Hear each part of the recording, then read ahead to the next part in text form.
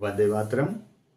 आज हम लोग पढ़ेंगे रेशियो एनालिसिस के बारे में और जानेंगे कि इसका किसी भी बिजनेस के इंटरनल असेसमेंट में क्या रोल है, किस प्रकार से हम फाइनेंशियल स्टेटमेंट का एनालिसिस करके ये बता सकते हैं कि कंपनी की क्या स्थिति है, कंपनी किस पोजीशन में है, कंपनी का इनफ्लो आउटफ्लो कैसा है, इन कंपनी का कैश टू कैश कन्वर्जन क्या है, कैसे हो, कितने कम समय में हो सकता है, कितने समय में हो रहा है, किसी भी बिजनेस का सॉल्वेंसी पोजीशन क्या है, वो अपने डेट्स को कितनी जल्दी पे कर सकती है, किस तरीके का या कितना परसेंट प्रॉफिट वो अर्न कर रही है, अपनी कैपिटल पे कितना परसेंट रिटर्न कमा रही है। इन सब के एनालिसिस के लिए, इन सब को समझने के लिए हम लोग रेशियो एनालिसिस करते हैं। तो रेशियो एनालिसिस पे आने से पहले हम देखेंगे कि रेशियो को कितने तरीके से प्रेजेंट किया जाता है। तो 4 तरीके से प्रेजेंट किया जा सकता है। जो भी हमारे पास दो फैक्टर हैं, दोनों को जब हम कंपेयर करते हैं तो उन दोनों के बीच का लिंक हम परसेंटेज में दिखा सकते हैं, प्रोपोर्शन में दिखा सकते हैं, टाइम्स में दिखा सकते हैं और रेशियो में दिखा सकते हैं। कैसे समझते हैं? जैसे मान लीजिए कि दो कंपोनेंट हैं, एक 25 ए है और बी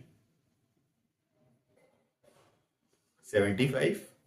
तो ए को हम कैसे रिप्रेजेंट करते हैं? अगर परसेंटेज में रिप्रेजेंट करते हैं तो ये 25% हो गया। इसी को अगर प्रोपोर्शन में प्रेजेंट करते हैं तो ये क्या हो जाएगा? 1/4 हो जाएगा। इसी को टाइम्स में जब आप प्रेजेंट करेंगे तो ये हो जाएगा 0.25 टाइम्स, और इसी को जब रेशियो में प्रेजेंट करेंगे तो ये हो जाएगा 1:3।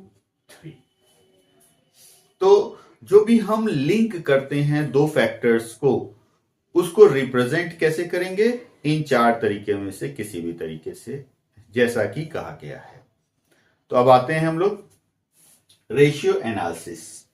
तो पूरे एनालिसिस को, फाइनेंशियल स्टेटमेंट के एनालिसिस को हम 4 कैटेगरी में बांट देते हैं। सबसे पहली कैटेगरी है लिक्विडिटी रेशियो, दूसरी कैटेगरी है सॉल्वेंसी रेशियो, तीसरी कैटेगरी है एक्टिविटी रेशियो और चौथी कैटेगरी है प्रॉफिटेबिलिटी रेशियोज। अब ये चारों हैं क्या और इनकी जरूरत क्यों पड़ती है, उस पे आते हैं। तो सबसे पहले नंबर पे आता है लिक्विडिटी रेशियो। इस लिक्विडिटी रेशियो में 2 ही रेशियो हैं, उनके कैलकुलेशन पे हम लोग बाद में जाएंगे। पहले देख लेते हैं ये है क्या। करंट रेशियो है, जिसको वर्किंग कैपिटल रेशियो से भी जाना जाता है, और दूसरा है क्विक रेशियो या एसिड टेस्ट रेशियो या लिक्विड रेशियो। इन दोनों रेशियो का जो रिजल्ट आएगा, ध्यान रखिएगा, जो रिजल्ट आएगा वो हमेशा किस फॉर्म में होगा? रेशियो के फॉर्म में आप बताएंगे। अब लिक्विडिटी रेशियो है क्या? ये कंपनी की बिजनेस की शॉर्ट टर्म पेइंग कैपेसिटी को जज करता है। उसका इवैल्यूएशन करने के लिए हम लिक्विडिटी रेशियो चेक करते हैं कि कंपनी अपने शॉर्ट टर्म लाइबिलिटीज को कितना आसानी से पे कर सकती है।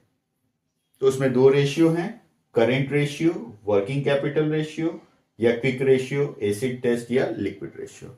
एक बात और ध्यान रखिएगा कि करेंट रेशियो का एक स्टैंडर्ड नॉर्म है 2:1। ये हमेशा 2:1 या उसके आसपास अगर हमारा रेशियो रहता है तो ये कंपनी के लिए अच्छी कंडीशन है। इससे कम भी होगा तो भी गड़बड़ है, और इससे बहुत ज्यादा बढ़ेगा तो भी गड़बड़ है। उसी तरीके से क्विक रेशियो के लिए भी स्टैंडर्ड नॉर्म है, वो है 1:1 का। ये सब डिटेल में अभी हम लोग पढ़ेंगे अगले वीडियो में। आज हम लोग केवल कॉन्सेप्ट समझ रहे हैं कि जो रेशियो एनालिसिस हम लोग पढ़ेंगे उसमें कितने रेशियो हैं और किस तरीके के हैं, उनका रोल क्या है, इंपॉर्टेंस क्या है। तो करंट रेशियो और क्विक रेशियो। आते हैं हम लोग दूसरे नंबर में। दूसरे नंबर पे क्या है? Solvency ratio. इन रेशियोज को भी आप रिप्रेजेंट किस फॉर्म में करेंगे? रेशियो के फॉर्म में ही करना है आपको। पहला है डेट इक्विटी रेशियो, दूसरा है total assets to debt ratio, तीसरा प्रोप्राइटरी रेशियो, चौथा इंटरेस्ट कवरेज रेशियो, पांचवा debts to capital employed ratio. ये रेशियोज हैं। अब हैं क्या, क्यों हैं? तो सॉल्वेंसी रेशियो लिक्विडिटी रेशियो का थोड़ा सा और स्टैंडर्ड फॉर्म है। लिक्विडिटी रेशियो में हम कंपनी की शॉर्ट टर्म सॉल्वेंसी को देखते हैं कि शॉर्ट टर्म में पेमेंट की क्या स्टेटस है। वहीं सॉल्वेंसी रेशियो में हम कंपनी की लॉन्ग टर्म लोन की बात करते हैं, लॉन्ग टर्म लाइबिलिटी की बात करते हैं कि जो हमारे पास लॉन्ग टर्म लाइबिलिटीज हैं उनको रीपे करने की हमारी स्टेटस क्या है, किस तरीके से हम उसका रीपेमेंट कर पा रहे हैं, कितने आसानी से कर पा रहे हैं, कर पाने में सक्षम हैं या नहीं है। तो यहां पे जो डेट इक्विटी रेशियो है इसके लिए भी स्टैंडर्ड नॉर्म है, वो है 1:1। मतलब अगर डेट इक्विटी रेशियो 1:1 के आसपास आता है, 1:1 आता है तो दैट इज बेस्ट कंडीशन, और अगर उसके आसपास आता है तो वो भी अच्छी कंडीशन मानी जाएगी। इसके अलावा ये जितने रेशियो हैं ये कंपैरेटिवली इंक्रीजिंग ऑर्डर में अच्छे हैं। जब हम उनको पिछले साल के डेटा से कंपेयर करेंगे या दूसरे कंपनी के डेटा से कंपेयर करेंगे तो अगर वो इंक्रीजिंग मोड में है, बढ़ते हुए क्रम में है या ज्यादा है तो उसको अच्छा माना जाएगा। आते हैं तीसरा, एक्टिविटी रेशियो और टर्नओवर रेशियो। एक्टिविटी नाम इसका यही इसीलिए है क्योंकि साल भर जिस चीज का हम काम करते हैं, बिजनेस करते हैं, उन आइटम्स के बेस पे ये रेशियोस कैलकुलेट किया जाता है और वही बताता है कि हमारी जो साल भर की प्रोसेसिंग है, हमने जो खरीदा बेचा, खरीदने के लिए पेमेंट किया या बेचने के बाद पेमेंट रिसीव किया, स्टॉक को कितना जल्दी यूटिलाइज किया, कितने लंबे समय में यूटिलाइज किया, ये सब हम एक्टिविटी और टर्नओवर रेशियो में जानते हैं और इसको हम रिप्रेजेंट करते हैं टाइम्स में। टाइम्स में यहां भी हमने बताया था ना, तो ये एक्टिविटी रेशियो जितने भी हैं ये किस में रिप्रेजेंट होंगे? टाइम्स में। और ये जितने भी हैं ये सब भी इंक्रीजिंग मोड में ही अच्छे हैं, ध्यान रखिएगा। क्योंकि जब हम रेशियो निकालने के बाद उनका एनालिसिस करेंगे तो आपको पता होना चाहिए कि कौन सा रेशियो कब अच्छा है और कब गड़बड़ है। Inventory turnover ratio, trade receivable turnover ratio, trade payable turnover ratio, working capital turnover ratio, fixed assets turnover ratio, net assets turnover ratio. ये सारे रेशियोज हैं जिनका यूज करके हम कंपनी की एक्टिविटीज या टर्नओवर के बारे में जानते हैं कि क्या है स्टेटस। और सबसे लास्ट में है प्रॉफिटेबिलिटी रेशियोज। जैसा कि नाम से ही पता चलता है कि प्रॉफिट के बारे में बताया जा रहा है, प्रॉफिट के बारे में जाना जा रहा है, कंपनी के फिनेंशियल प्रॉफिट और लॉस को कंसीडर किया जा रहा है, जिसमें gross profit, net profit, operating profit, return on investment, इन सब का कैलकुलेशन हम करते हैं और उसके बेस पे कंपनी की पोजीशन को बताते हैं कि कंपनी कैसी है, बढ़ते हुए क्रम में है, घटते हुए क्रम में है, प्रॉफिट बढ़ा रही है, घटा रही है, एक्सपेंसेस बढ़ रहे हैं या एक्सपेंसेस कम हो रहे हैं, क्या कारण है, हम इनके बेसिस पे एनालिसिस करते हैं। तो ये जितने भी प्रॉफिटेबिलिटी रेशियोज होंगी ये सारे के सारे परसेंटेज में आप रिप्रेजेंट करेंगे। परसेंटेज में जैसे gross profit ratio, operating ratio, operating profit ratio, net profit ratio, return on investment या रिटर्न ऑन कैपिटल एम्प्लॉयड भी इसी को कहते हैं। अब यहां पे भी हमको देखना होगा कि इफेक्ट आप कैसे बताएंगे।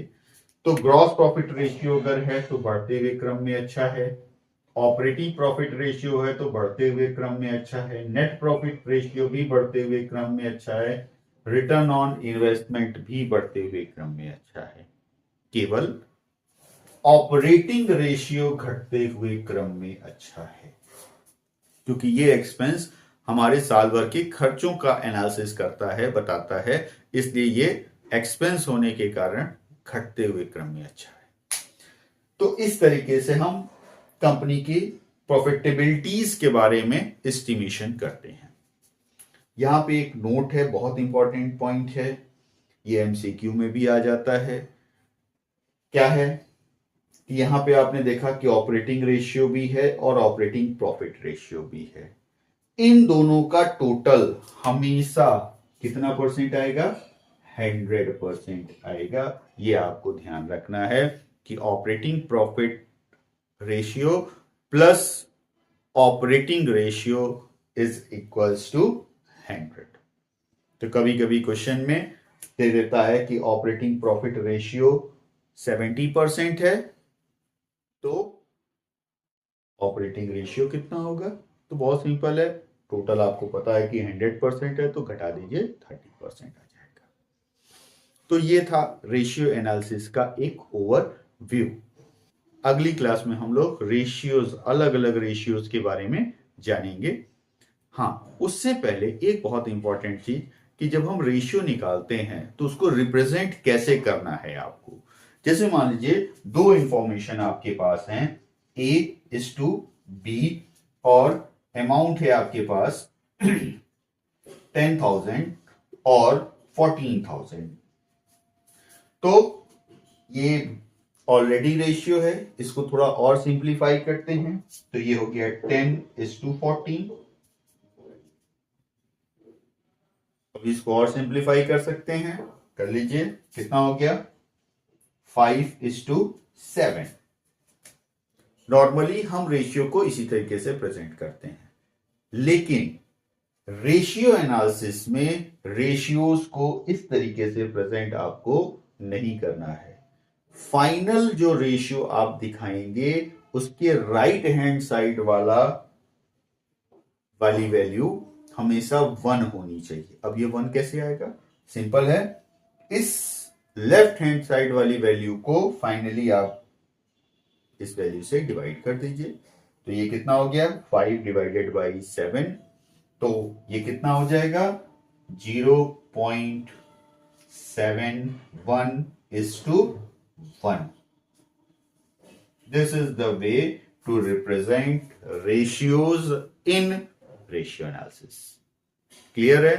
तो इस तरीके से हम रेशियोज निकालेंगे और अगली क्लास में हम लोग देखेंगे कि लिक्विडिटी रेशियोज के ये जो दो रेशियोज हैं इनको कैसे कैलकुलेट किया जाएगा। आज के लिए इतना ही, धन्यवाद।